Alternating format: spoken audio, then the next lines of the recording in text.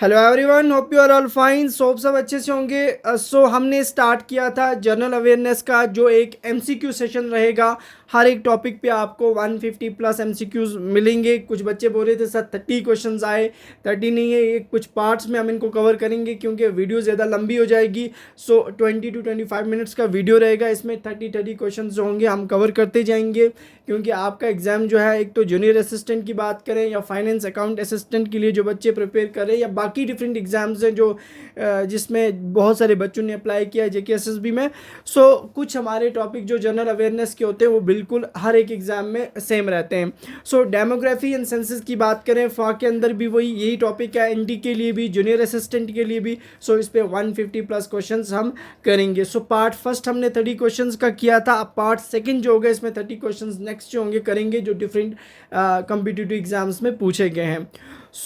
बिना time waste किए हम वीडियो पे आते हैं। और उससे पहले जो भी इस चैनल पे नया है, सबसे पहले चैनल को सब्सक्राइब कर ले, बेल आइकन को प्रेस करें ताकि कोई भी नया वीडियो अपलोड होता है उसकी नोटिफिकेशन आपको मिले।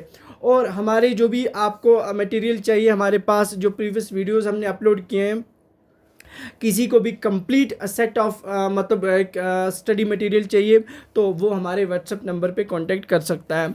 अब हम स्टार्ट करते हैं जो हमारा एमसीक्यू सेशन रहेगा। इसमें एक एमसीक्यू था, क्वेश्चन नंबर 12 की बात करते हैं, जिसमें यहाँ पे ऑप्शन गलत हुआ था उस टाइम।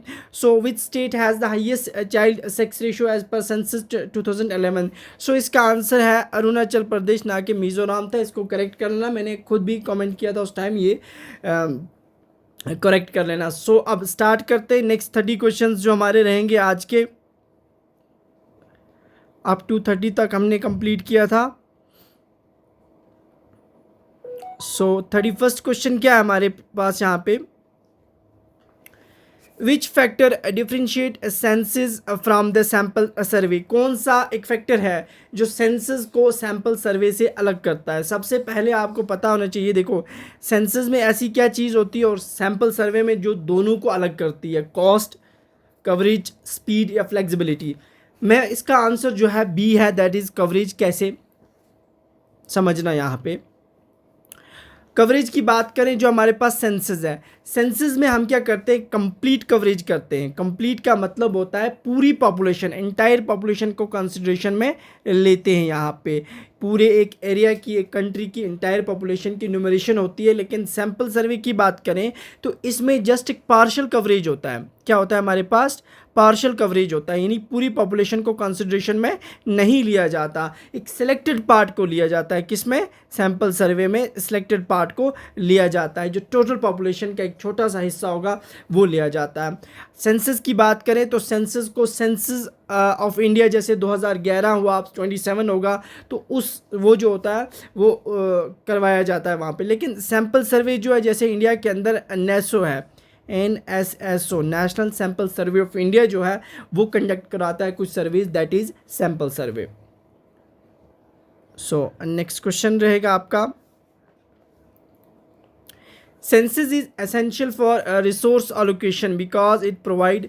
देखो सेंसस जो होता है वो बहुत ज़रूरी है रिसोर्स अलोकेशन। अगर डिफरेंट सोसाइटी के अंदर डिफरेंट पॉपुलेशन को आप रिसोर्स प्रोवाइड करोगे, डिफरेंट रिसोर्सेज प्रोवाइड करोगे, तो उसके लिए जो हमारे पास जो सेंसस होता है वो एसेंशियल होता है for resource allocation because it provide. क्योंकि सेंसस क्या चीज़ प्रोवाइड करता है, तो सेंसस आपको क्या पॉपुलेशन डिस्ट्रीब्यूशन देता है, क्या आपको वो नेचुरल रिसोर्स डेटा देता है, इंडस्ट्रियल डेटा देता है, एक्सपोर्ट। तो सेंसस में आपको पॉपुलेशन डिस्ट्रीब्यूशन के बारे में पता चलता है, ठीक है ना। पॉपुलेशन डिस्ट्रीब्यूशन मतलब होगा आपको एक्यूरेट पॉपुलेशन मिलेगी कि एक्यूरेट पॉपुलेशन कहाँ पे है, जिससे गवर्नमेंट को ये मदद मिलेगी कि गवर्नमेंट बहुत सारे ऐसे प्लान्स जो होगी उस पॉपुलेशन के हिसाब से वहाँ पे।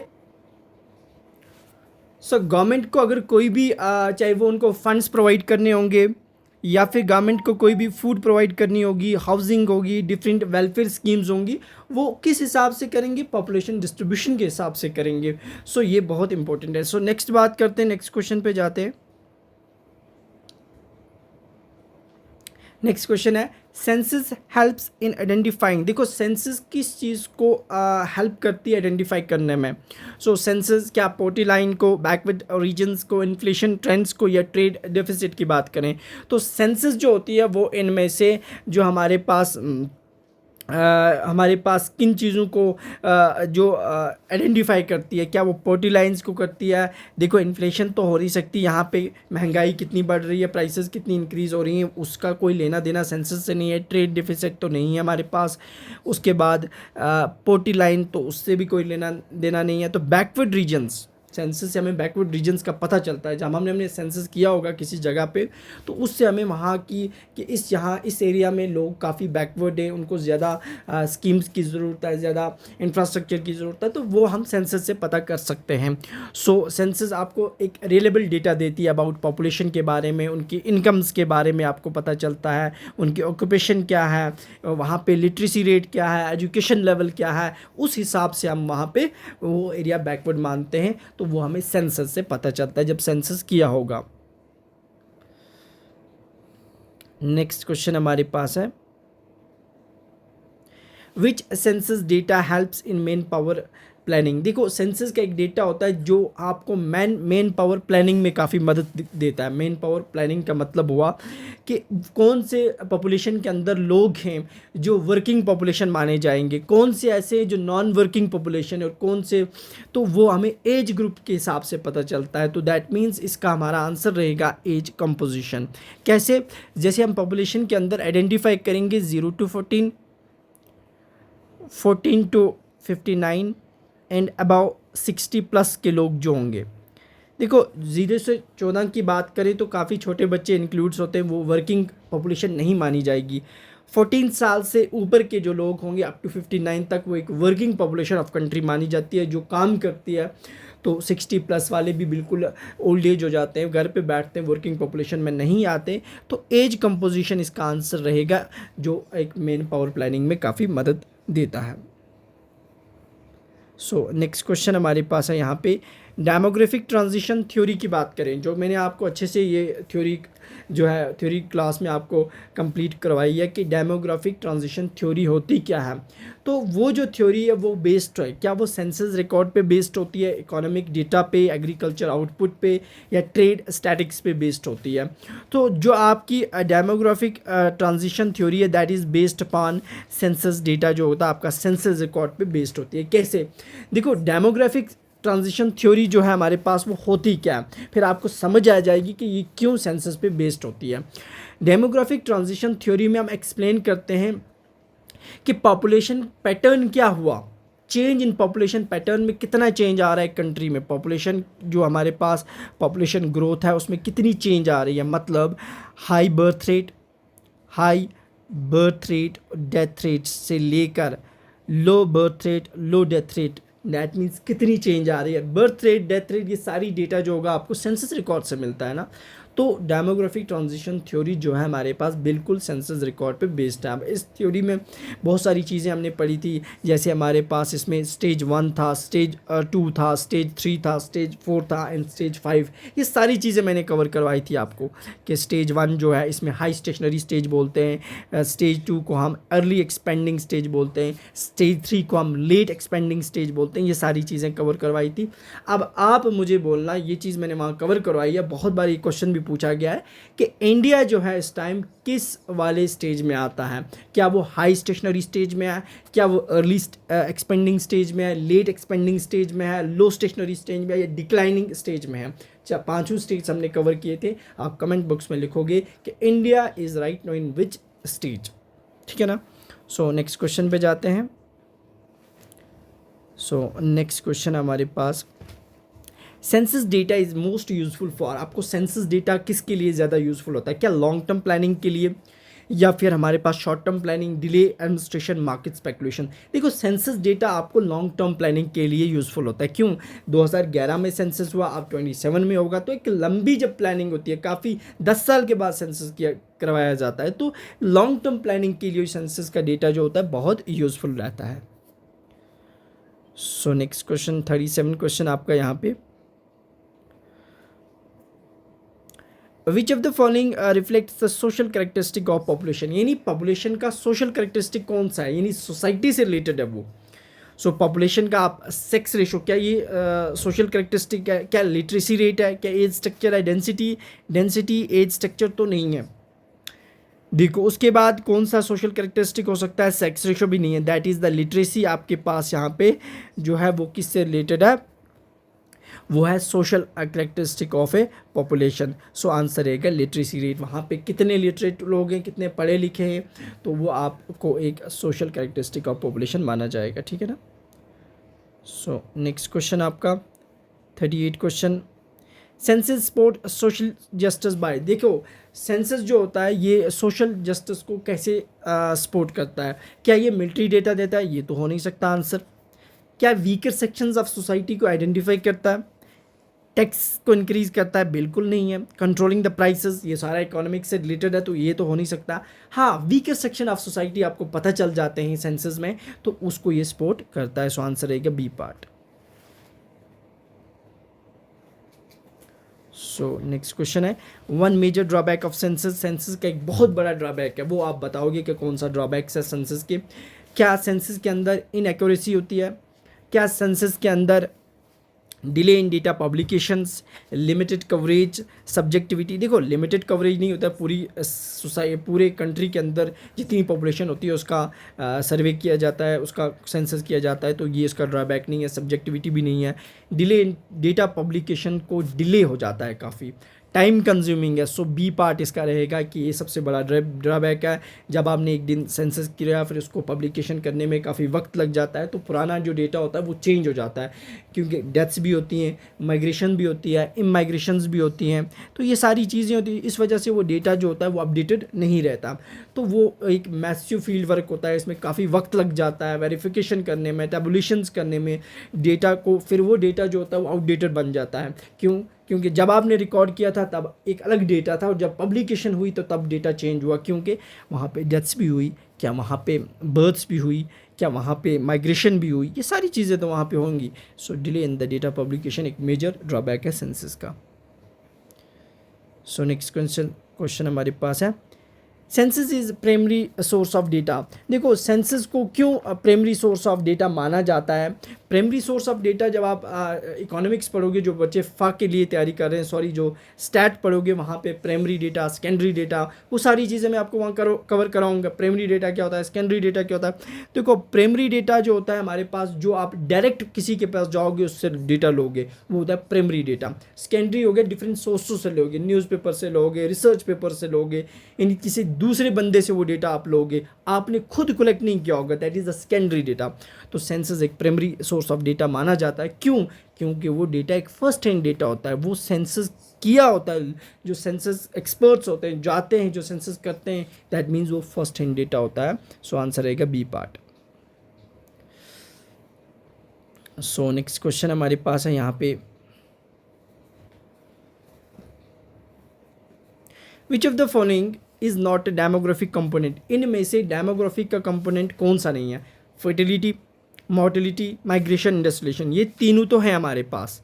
सो हमारे पास इंडस्ट्रियलाइजेशन जो है वो हमारे पास डेमोग्राफिक कंपोनेंट नहीं है। सो आंसर रहेगा डी पार्ट। बाकी आप देखोगे fertility, mortality, migration, immigration, mobility, ये सारी चीज़ें जो हैं डेमोग्राफिक कंपोनेंट्स हैं, जो हमने चीज़ें कवर करवाई हैं आपको।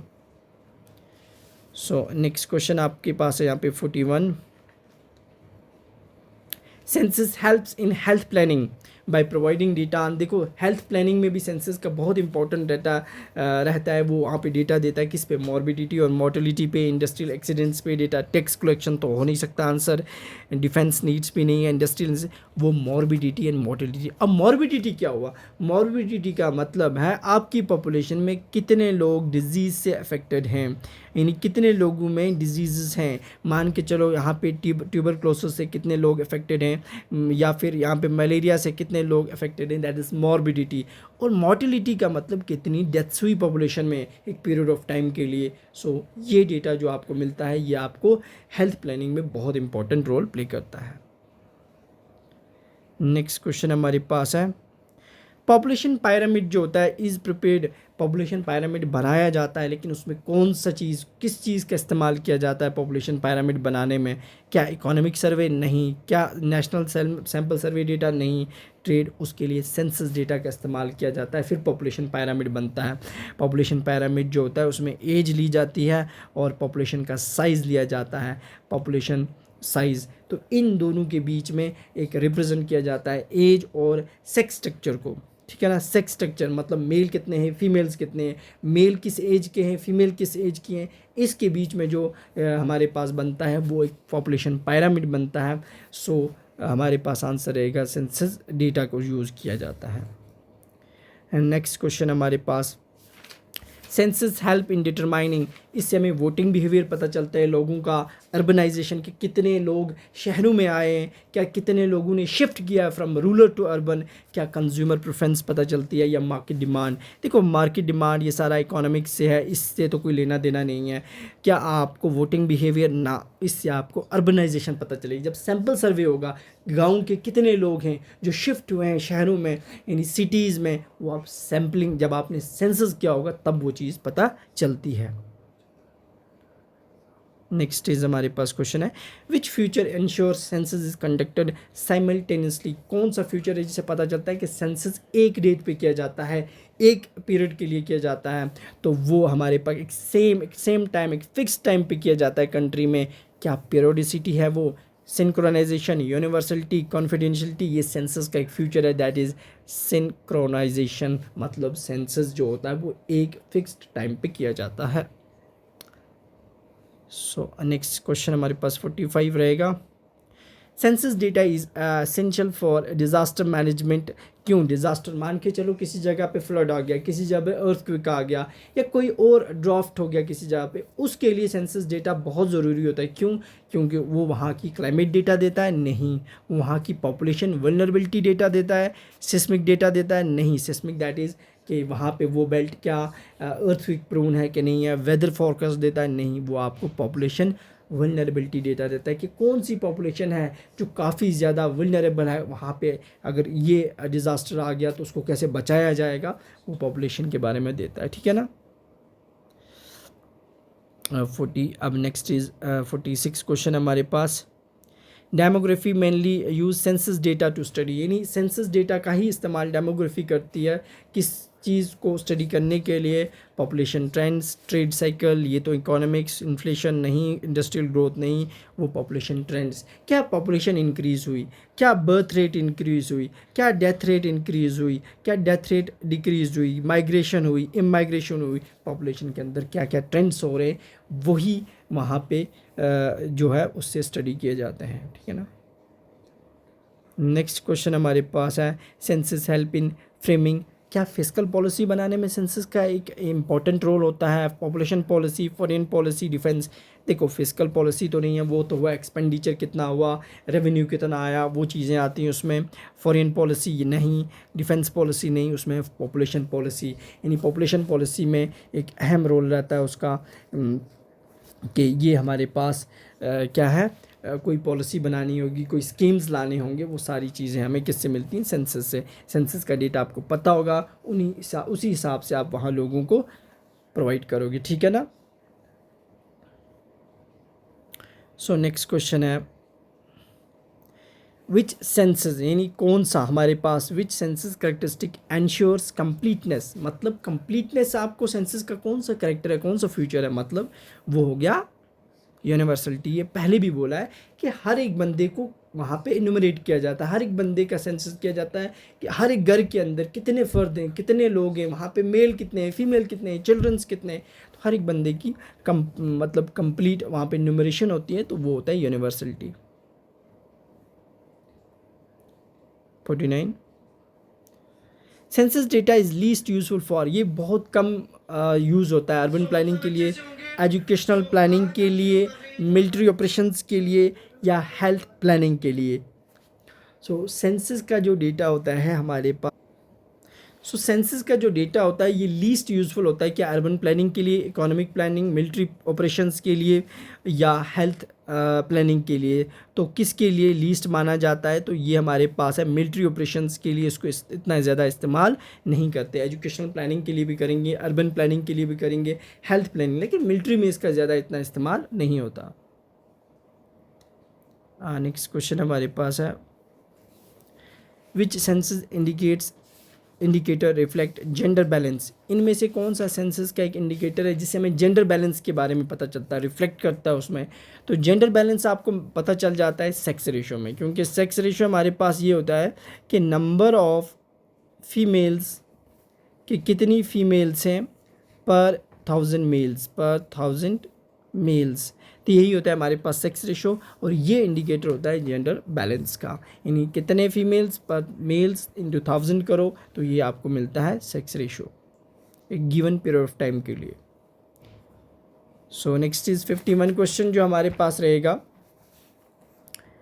That is census provide data based data for, ये आपको सेंसस किसके लिए बेस्ड डेटा प्रोवाइड करता है? सैम्पल सर्वे के लिए, मार्केट रिसर्च, ओपिनियन पोल्स या ट्रेडिंग, शेयर ट्रेडिंग? ना तो शेयर ट्रेडिंग ना ओपिनियन बिल, मार्केट रिसर्च नहीं, सैम्पल सर्वे के लिए। फिर आप सेंसस का ही डेटा लेओगे, उससे आप सैम्पल सर्वे कर सकते हो एज ए बेस्ड डेटा मान के। सो ये आंसर रहेगा इसका, ठीक है ना। सो नेक्स्ट क्वेश्चन है, census is a statutory exercise in India? ये एक स्टैट्यूटरी एक्सरसाइज है, मींस एक पूरी तरह से एक कंडक्टेड अंडर ए लॉ, एक कानून के दायरे में रह के सेंसस करवाया जाता है इंडिया में, लेकिन एक एक्ट के अकॉर्डिंगली होता है। उस एक्ट का नाम क्या है? उस एक्ट का नाम है सेंसस एक्ट 1948। सो आंसर रहेगा ए पार्ट, बहुत इंपॉर्टेंट है, याद रखना। सो यहाँ पे बी मेंशन है, ये गलत है, यहाँ पे इसको करेक्ट कर लेना, ए पार्ट है इसका यहाँ पे, ठीक है ना। सो नेक्स्ट क्वेश्चन यहाँ पे, which of the following ensures consistency in census data? में आपको कंसिस्टेंसी कौन प्रोवाइड करता है, मतलब कंटिन्यूटी में सेंसस में डेटा मिलता है? यूनिफॉर्म क्वेश्चनरी, पब्लिक ओपिनियंस, और या फिर मीडिया रिपोर्टिंग, पॉलिटिकल सपोर्ट? देखो यूनिफॉर्म क्वेश्चनरी बहुत इंपॉर्टेंट है। जब आप सेंसस का डेटा कलेक्ट करने जाते हो तो हर एक घर में जाओगे, सभी से वही क्वेश्चंस पूछे जाओगे। यूनिफॉर्म क्वेश्चनरी का मतलब है सभी लोगों को एक जैसे क्वेश्चंस पूछे जाते हैं, हर एक घर में जाओगे, एक पहले ही से फ्रेम किए होते हैं वो क्वेश्चंस। जब आपको ये पढ़ोगे या आपको स्टैटिक्स में ये क्वेश्चनरी वगैरह भी वहाँ पे करवाया जाएगा। तो यूनिफॉर्म क्वेश्चनरी होती है, एक सेट ऑफ क्वेश्चंस बने होते हैं जो सबको एक जैसे पूछे जाते हैं।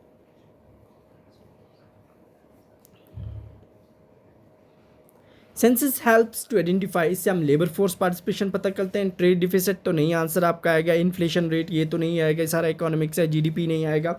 सो लेबर फोर्स पार्टिसिपेशन, यानी हर घर में जाओगे जब सेंसस होगा पता चल जाएगा ना कितने लोग हैं जो लेबर में लेबर फोर्स में उनकी पार्टिसिपेशन है ज़्यादा से ज़्यादा। तो ये सारी चीज़ें सेंसस से आपको पता चलती हैं। Next is 55 question, which demographic measure is directly derived from census? यानी एक डेमोग्राफिक मेजर है लेकिन डायरेक्ट वो सेंसस से आपको मिल रहा है। तो सेंसस से आपको कौन सी चीज़ डायरेक्ट मिलती है? That is sex ratio. यानी सेक्स रेशो जो होता है कितने मेल्स हैं पर 1000 जो हमारे पास फीमेल्स हैं, उस हिसाब से आपको सेक्स रेशो, यानी कितनी फीमेल्स हैं पर 1000 मेल्स एट ए गिवन टाइम, तो वो होता है सेक्स रेशो, और वो डायरेक्ट आपको सेंसस से मिलता है, डेमोग्राफी का एक मेजर है। 56, विच of the following is a quantitative aspect of population? Population का क्वांटिटेटिव एस्पेक्ट कौन सा है? क्वांटिटी मीन्स क्वांटिटी को मेजर करते हैं, मतलब वो रीजन तो नहीं आएगा, लैंग्वेज नहीं आएगा, कॉस्ट, वो एज स्ट्रक्चर है। एज स्ट्रक्चर में आपने अभी मैंने बोला था 0 to 14, 14 to 59 and then 60 about, तो इसमें एक क्वांटिटी आपको मिल रही है। नेक्स्ट क्वेश्चन आपके पास है, fertility in demography refers to? Fertility का मतलब क्या होता है? फर्टिलिटी का मतलब होता है कि कितने एक्चुअल बर्थ्स हुई एक एरिया में, दैट इज बी आंसर रहेगा। एक एरिया के अंदर एक्चुअल बर्थ्स कितनी हुई, that is fertility in demography means. और नेक्स्ट इज मॉर्टेलिटी का मतलब क्या होता है? मॉर्टेलिटी का मतलब है कितनी डेथ्स हुई एक पॉपुलेशन में, number of deaths in A population, that is mortality. So next question है 59 हमारे पास यहाँ पे, migration effects population mainly by changing? देखो माइग्रेशन से पॉपुलेशन चेंज होती है ना, मतलब एक जगह से लोग दूसरी जगह चले गए, तो उस एरिया की, मान के चलो ये एरिया ए है, मान के चलो एरिया बी है, यहाँ से लोग शिफ्ट हो गए एरिया बी में, माइग्रेशन हुई तो यहाँ की पॉपुलेशन कम हो गई, यहाँ की बढ़ गई, तो पॉपुलेशन स्ट्रक्चर में तो चेंज आ गई ना। तो कैसे चेंज आएगी? Migration affect population mainly by changing birth rate वहाँ की, death rate, size and distribution, life size and distribution वहाँ का चेंज हुआ, यहाँ पे साइज़ बढ़ गया, यहाँ पे साइज़ कम हो गया, यहाँ की डिस्ट्रीब्यूशन वहाँ आ गई, तो ये चीज़ तो होती है। सी एंड लास्ट क्वेश्चन हमारी इस पार्ट का, विच of the following is not an important component of population change. Population change क्या एक इंपॉर्टेंट कंपोनेंट वो नहीं है? क्या फर्टिलिटी नहीं है, मोर्टिलिटी नहीं है, माइग्रेशन नहीं है, अर्बनाइजेशन? देखो ये सारे तो हैं, फर्टिलिटी भी है, मोर्टिलिटी भी है, माइग्रेशन भी है, लेकिन अर्बनाइजेशन दैट इज़ ये हमारे पास एक कंपोनेंट नहीं है पॉपुलेशन चेंज का। अर्बनाइजेशन से जो होगी वो पॉपुलेशन चेंज नहीं होगी, लेकिन इससे चेंज होगी पॉपुलेशन। सो आंसर रहेगा D part. So level of question जितना आप आगे आगे जाओगे अप टू 150 तक बिल्कुल स्टेटमेंट बेस्ड क्वेश्चंस आपके लिए प्रिपेयर किए हैं, ताकि आपको एग्जाम का लेवल भी पता चले। कभी तो बहुत इजी पूछा जाता है, कभी मॉडरेट, और कभी लेवल ऑफ पेपर काफ़ी ऊपर होता है। उस हिसाब से टॉपिक वाइज क्वेश्चंस आपको मिलेंगे। सो इन क्वेश्चंस को ज़रूर प्रैक्टिस करना, बट वही बच्चा प्रैक्टिस करे जिसने सबसे पहले इस टॉपिक को अच्छे से अंडरस्टैंड किया होगा। सो उसकी प्लेलिस्ट आपको मिल जाएगी, हमारे वीडियोस में ऑलरेडी बने हुए हैं इस टॉपिक पे, डेमोग्राफी पे, वहाँ से पढ़ो और उसके बाद इन MCQs की प्रैक्टिस करो। जो कॉन्सेप्ट्स वहाँ पे आपके क्लियर नहीं है वो यहाँ पे भी क्लियर हो जाएंगे। सो बाकी जो भी बच्चा नया है वो हमारे इस चैनल को ज्वाइन कर ले, और हमारे टेलीग्राम चैनल का लिंक नीचे दिया है, वहाँ से आप वहाँ पे भी ज्वाइन कर सकते हो, और व्हाट्सएप का जो ग्रुप है उसमें भी ज्वाइन कर सकते हो। सो मिलते हैं कल, और ओके।